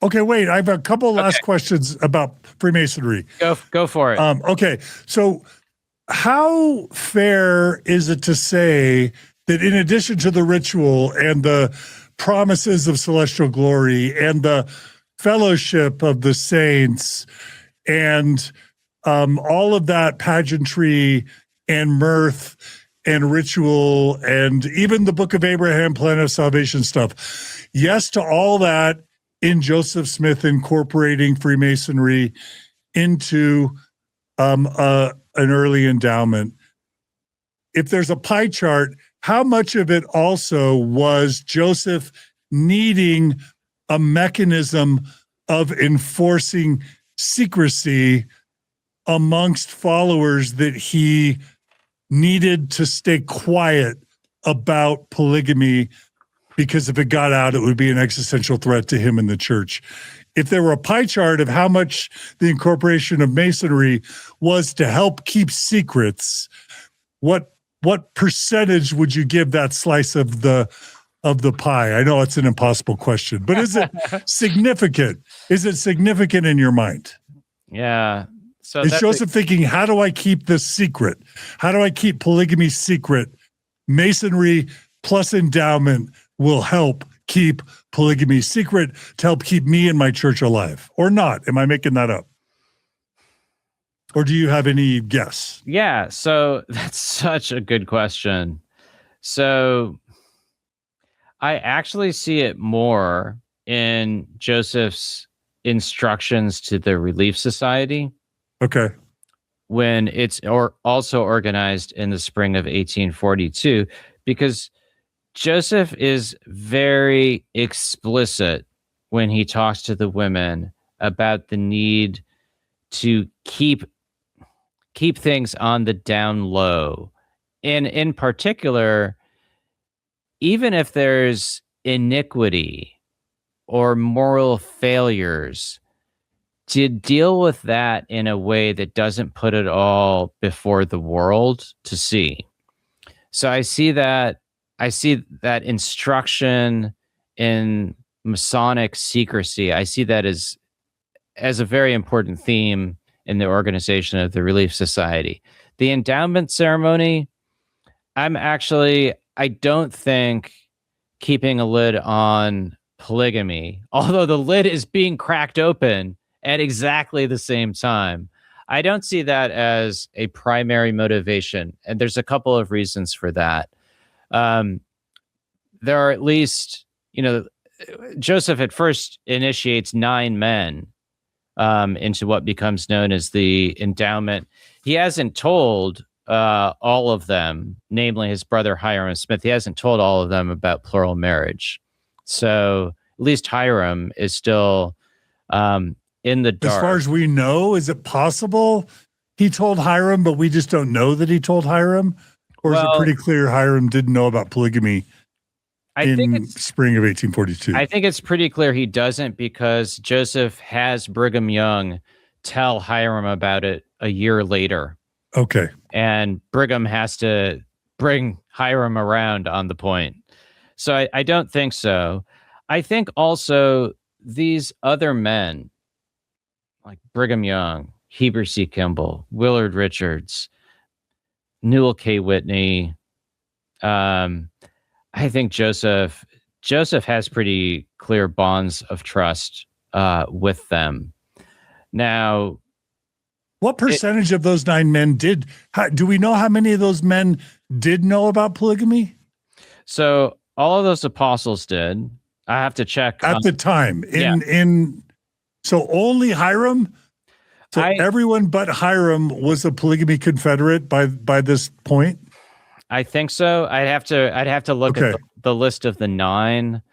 I mean, Newell K. Whitney definitely he's definitely in the know soon, but probably already knows.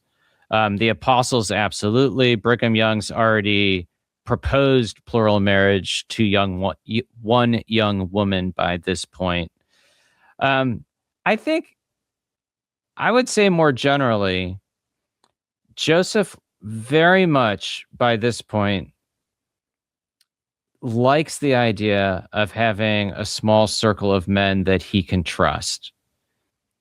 Certainly for some of those about polygamy, he also is quickly going to find himself under siege. So the lid's blown off of polygamy by John C. Bennett. Just really a month, 6 weeks after what we've talked about today. And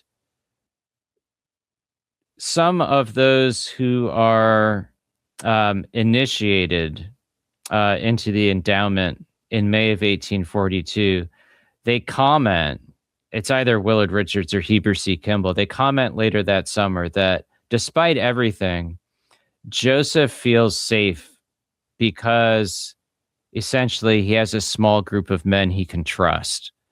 I think he sort of liked that vibe. And you can see Joseph repeat this a couple of years later when he forms the Council of 50. And by that point, you have a much larger group of men and women who have been initiated into the endowment. And so now you see Joseph again creating yet another group, swearing them to secrecy. I think he liked the idea of, let's keep bringing people into a smaller inner circle. Okay. So let me just restate. So while it's true that at least the majority, if not almost all, of those early endowment participants were in the inner polygamy circle, with the exception of Hiram, what you think is most going on here is Joseph wanting and needing to create an inner circle of trust with his closest trusted friends. Correct. And the endowment, that was a big motivating force in Joseph's mind and heart for the creation and evolution of the endowment ceremony. Yes. Is that right? Yeah. And I do think, I also do take Joseph's theology here seriously. I mean, I do think, as I said, I think throughout the Nauvoo period, he's sort of figuring out and teaching, what do men have to do on earth in order to achieve the highest degree of celestial power and glory? This is part of that answer. And if you wanted to put it in really sort of, loose terms, he's sort of trialing it with these 9 men and then rolling it out to a somewhat larger group of men and then women a year later. And in this spring of 1842 origination of the endowment ceremony inspired by Masonry, is there this idea of sealing people to each other, sealing people for eternity together, sealing families together? Or is Joseph not incorporating that in the original endowment? Not in the original. Interesting. So that's interesting. So the following spring is when you can first find Joseph clearly teaching that men and women need to be sealed in marriage in order to achieve exaltation. So he may have articulated that as he introduced plural marriage in 1841 and 1842, but you can find that clearly taught by the next year. Okay. So John Turner, thanks for your patience with this. Really quickly, a couple more questions. I'll ask you in a second about the broader Masonic leadership and community in the state of Illinois. But, Joseph is creating this endowment ceremony with people who are already Masons before he invites them to learn about and participate in the original Mormon endowment.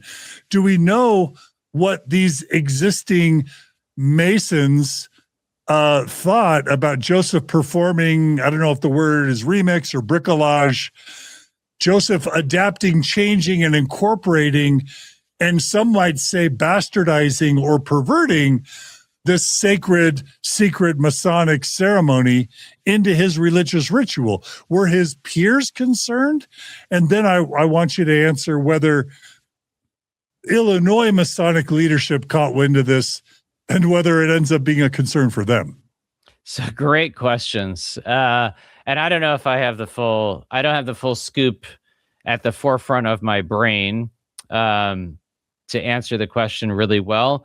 But yes, let me sort of speak to the second half of that first. What the Mormons in Nauvoo do with their lodge does raise eyebrows. In part, as I mentioned before, it becomes by far the largest lodge in Illinois. And they're not doing everything by the book. For instance, Joseph and Sidney Rigdon, they shouldn't have advanced right after being initiated as apprentice Masons. They shouldn't have advanced the next day to the degrees of fellow craft Mason and then master Mason. And then you have hundreds of men join the lodge in short order. I forget what it maxes out at. I think more than 1,000 men. And once there's all sorts of scandal about John C. Bennett on the one hand, but Joseph's own activities in Nauvoo, and there is, some, there are some exposés of the endowment ceremony in Nauvoo. There's a lot of criticism directed at the Nauvoo Lodge. I think the Nauvoo Masonic Lodge loses its dispensation from the Illinois Grand Lodge a few years later. I'm not 100% sure about that, but yes, the Mormon Masonry does raise objections from other Masons.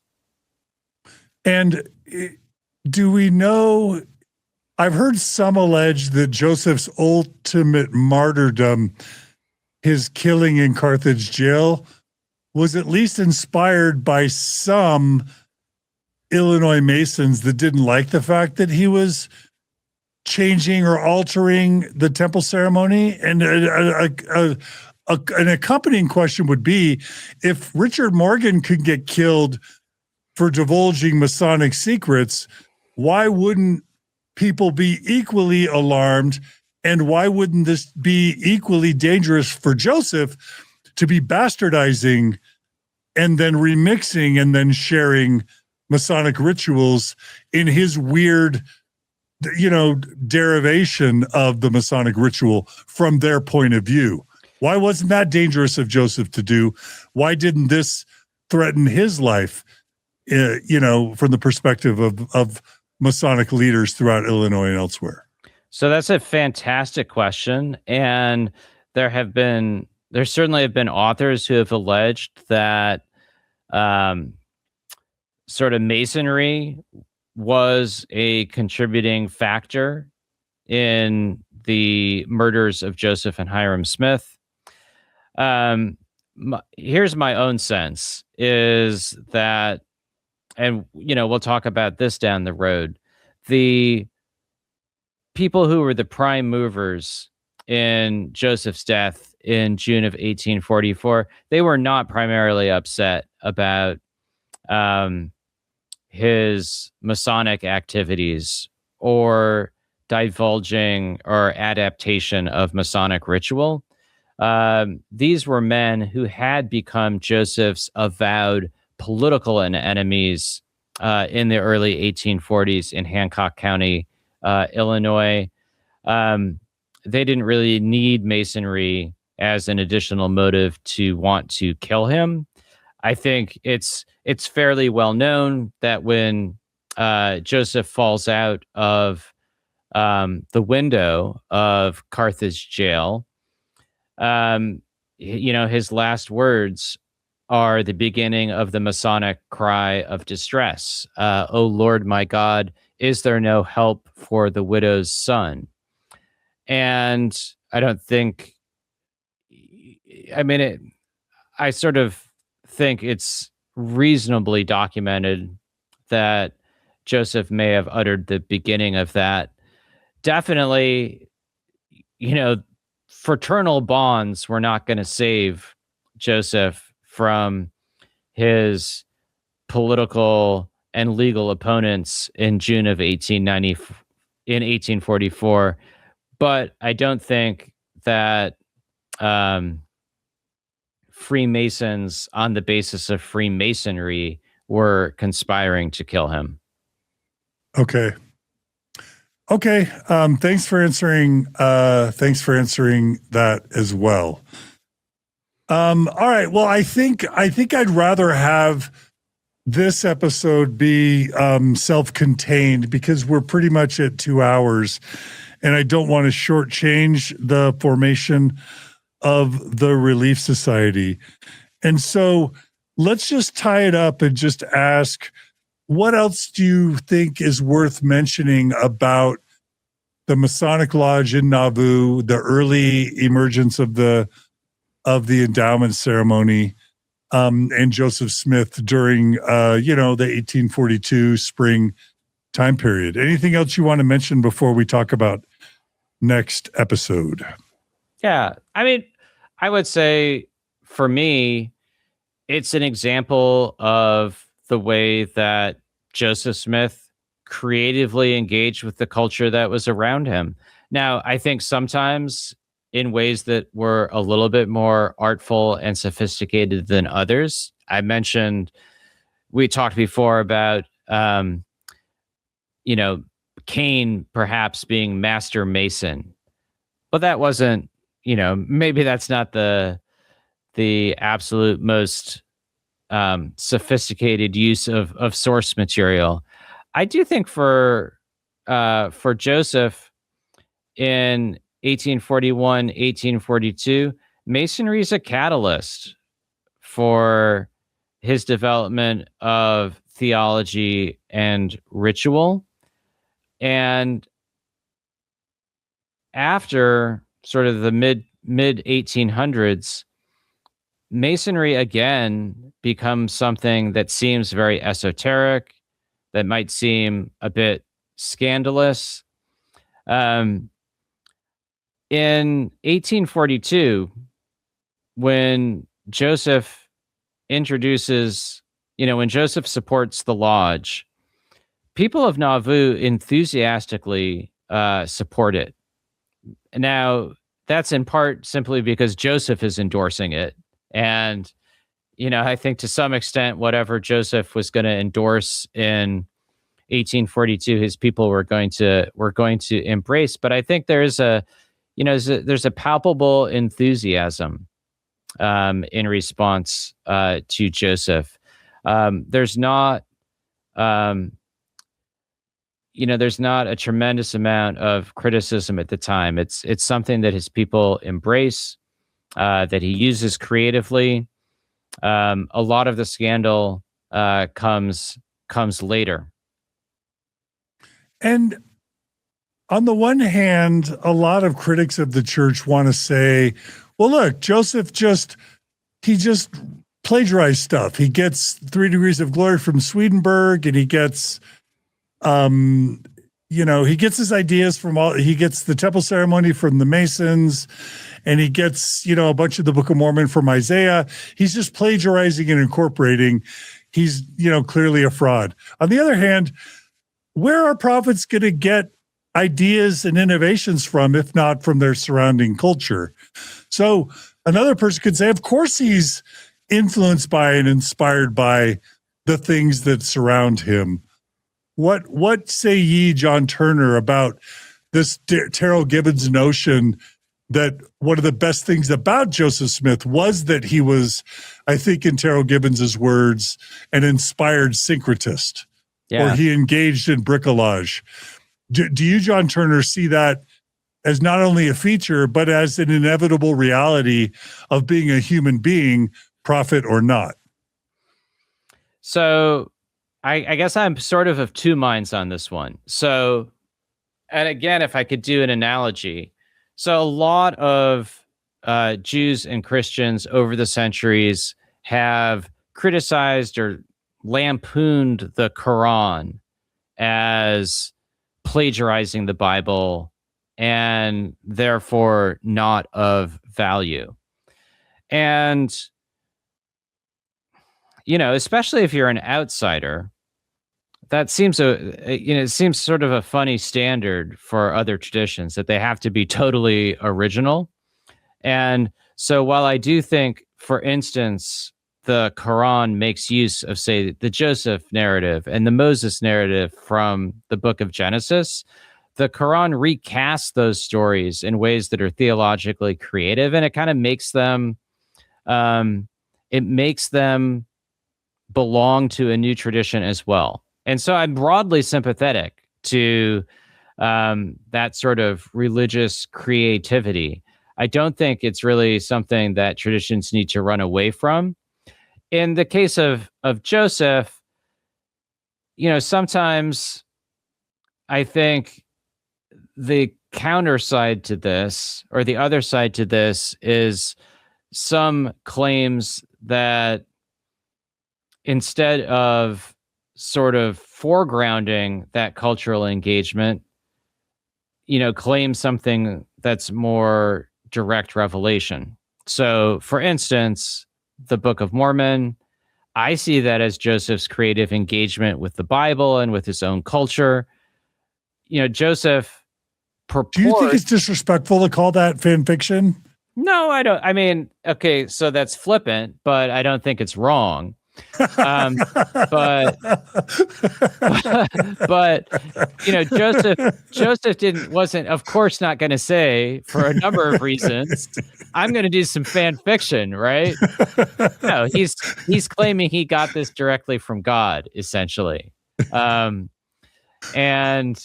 with, say, the Book of Abraham, Joseph's claiming he got this somehow, that this is on the papyri. So I don't have any problem living with a lot of ambiguity, remixing, cultural engagement, catalyst for creativity. I think all of those things are true.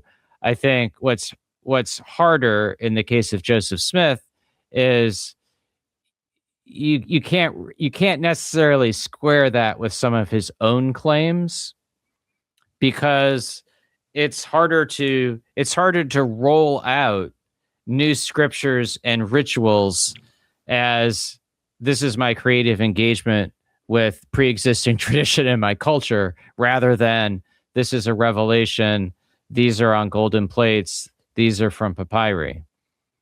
And that seems to be the great pivot that the Mormon Church is trying to make in the 21st century. It was very clear that the Book of Abraham, prior in the 19th and 20th centuries, we all knew what the Book of Abraham was as Mormons. It was a papyrus written by the hand of Abraham that Joseph translated into English. In the 21st century, the Mormon Church now, I don't know if it's a sleight of hand or a pivot, but now they're saying, forget Egyptian, forget translation. We don't even know what the word translation means. Somehow Joseph produced the Book of Abraham text as revelation, and the papyrus was used as a catalyst for inspiration. And it's kind of the same thing with the Mormon Temple ceremony. Prior to 1990, we all knew that the Temple ceremony as Mormons was revelation from God, an ancient ceremony that Solomon and David performed in the temple, that Joseph restored, and it was the one true temple ceremony, and we had never really heard of Masons. Now in the 21st century, it's sort of like, hey, we got rid of all that Masonic stuff. We're making a gazillion changes, and it's the covenants and the Christ stuff that's important to the endowment ceremony. Everything else was just ways that Joseph delivered the important stuff. But, what is revelation anyway? It's this ongoing pivot that the church is having to make. Basically, as we've already outlined, we're still prophets. This is still God's work. And yes, we're gutting and changing and reinterpreting words to mean totally different things to sort of bridge the 19th and 20th centuries with the 21st century and the emergence of scholarship and the internet, right? That is a tough task. I would not want to lead a church. I don't either. In the internet age. I will leave that to others. So maybe as a closing note that we'll look ahead to next week's subject, Willard Richards in early 1842, he writes a letter to his wife, and he says this: the grand secret of the gospel is for us to live by every word of the Lord, to live by revelation, present revelation, do what God requires of us and not what he required of somebody else. So that principle that we might be doing things based on today's revelation, which is not what was revealed not just 1,000 years ago, but 100 or 10 years ago, that's a principle that Joseph Smith was teaching in 1842, and a way a way to make sense of change by foregrounding the authority of current prophets. So is that connected to the discussion of the emergence of the Relief Society or something else? Well, it's connected to the emergence of, Joseph's teaching about polygamy in 1842, which is something that has to be addressed, at least as far as rumors go, in the earliest Relief Society meetings.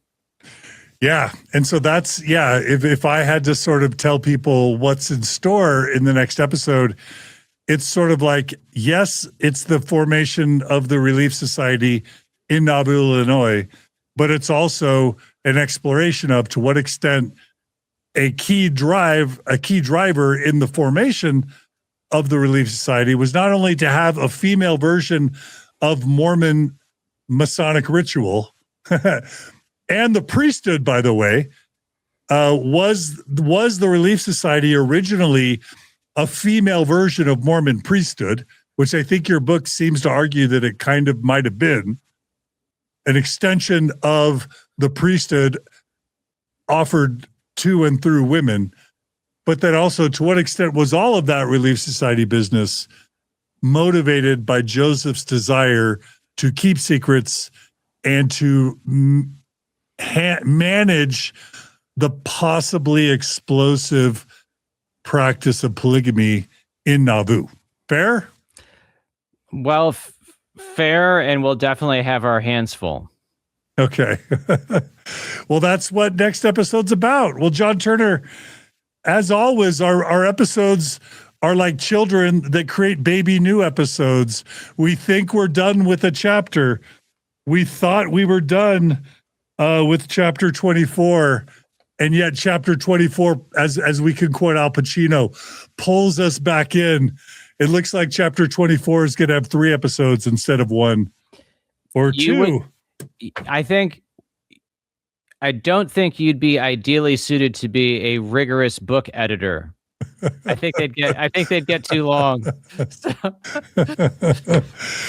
Well, for better or for worse, that's what Mormon Stories is about, is trying to go in depth. And I think we've done that today, and you've been very patient. So thank you, John Turner, for your generosity with me and my audience in allowing us to really go deep. The people that are listening to this episode just keep telling me how much they love it. So I hope you're getting the same feedback. I get a lot of nice feedback. I love having these conversations. I love it when people email, when people comment, and I really appreciate people listening, subscribing, supporting.